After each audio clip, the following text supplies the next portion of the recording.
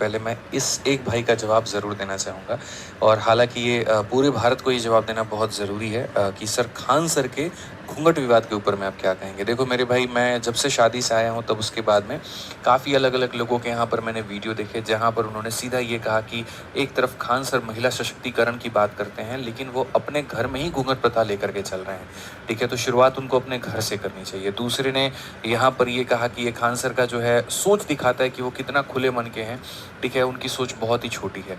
तो मेरे भाई देखिए, सबसे पहली बात पता है क्या है यहाँ पर? आप सोच को बड़ा और छोटा आप अपने हिसाब से, पैमाने से आप देख रहे हैं। आप शायद उस व्यक्ति के नज़रिए से नहीं देख रहे जिसके ऊपर में सारी कहानी बीत रही है। मैं आपको बहुत एक छोटी-सी बात बताता हूँ। मेरी एक बड़ी प्यारी गुड़िया है, मेरी बहन है, ठीक है? वो आती है ऑफ़िस में, वो सारा काम करती है, वो हर एक व्यक्ति से मिलती है, हर एक डिपार्टमेंट को देखती है, लेकिन इसका मतलब ये नहीं है कि उसको इंटरनेट पर बहुत पॉपुलर होना है। और शायद ही कोई एक जगह ऐसा हो जहाँ पर मैंने उसकी फ़ोटो डाली हो या जहाँ पर भी वहाँ पर जो प्रचलित हो। कारण पता है क्या है? क्योंकि उसको अपना काम प्यारा है जिसके ऊपर में वो निष्ठावान तरीके से वो करती है। लेकिन इसका मतलब ये नहीं उसको पीआर लूटना है। उसको अपनी मर्यादाएँ पता हैं और मैं भी उसकी इस इज़्ज़त का बहुत ख़्याल रखता हूँ। मैं किसी बच्चे के लिए मेरे भाई कहीं पर भी जा सकता हूँ, मैं धरने पर बैठ सकता हूँ, मैं ज़रूरत पड़े तो उसके लिए जेल भी जा सकता हूँ धरना देते-देते। मैं ज़रूरत पड़े तो ज़मीन पर बैठ कर के खा सकता हूँ, मैं ज़रूरत पड़े तो मेरे भाई उसके महल में भी जा सकता हूँ।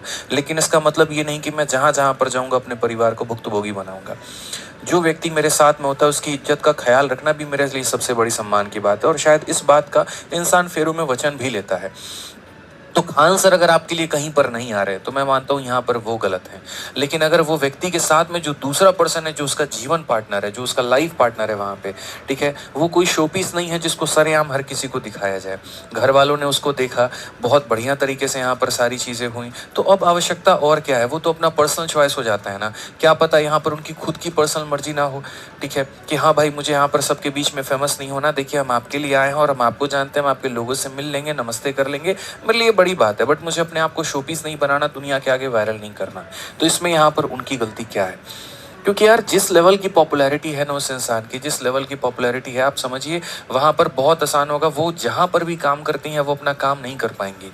जहाँ पर भी जाएँगी वो एक सेल्फी बन के रह जाएँगी, सेल्फी पॉइंट बन के रह जाएँगी, सर एक सेल्फी, मैम एक सेल्फी। तो वो इंसान अपने जीवन में जी नहीं पाएगा। कहीं खुलेआम एक आम नागरिक की तरह अगर वो सोचे कि जा कर के आज हम यहाँ चाय पी लेते हैं, यहाँ जा कर के परिवार के साथ घूम लेते हैं, वो नहीं हो पाएगा। वो बहुत मुश्किल हो जाता है जीवन। हम लोगों की ज़िंदगी जितनी आसान आपको दिखती है उतनी होती नहीं है। हमें पता होता है हर एक कदम पर। मैं यकीन बताऊँ, मैं अगर कहीं पर रुक करके मेरे भाई छोटा-सा पानी पूरी भी खाना चाहूँ ना, तो वहाँ पर भी मुझे 10 बार सोचना ये पड़ जाता है कि बच्चे आ जाएँगे तो फिर वहाँ पर ये क्या सोचना शुरू करेंगे।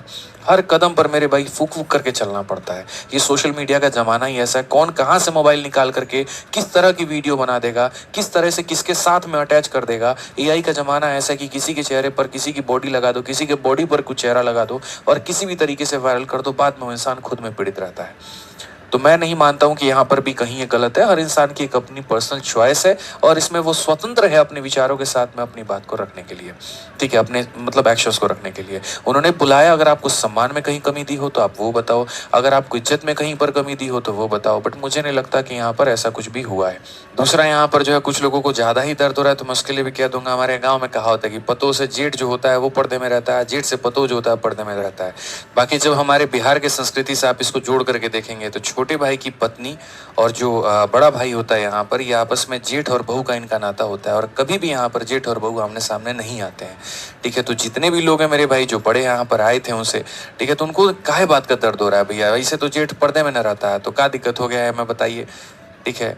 अगर हमारे संस्कृति को कोनो यहाँ पर लेकर के आगे बढ़ रहा है तो आपको यहाँ दिक्कत क्या हो रहा है? आप उसको प्रमोट करिए। अब इससे ही मत नापिए, बड़ा छोटा सोच रखते हैं, बड़ा ही रखते हैं। भाई हर इंसान अपने विचारों में खुला है, उसकी अपनी मर्जी है, उसकी अपनी मर्यादा है। लोग वायरल होने के लिए क्या नहीं करते हैं और एक इंसान अगर मान लीजिए यहाँ पर उस कल्चर को प्रमोट कर रहा है तो आपको दर्द क्या हो रहा है?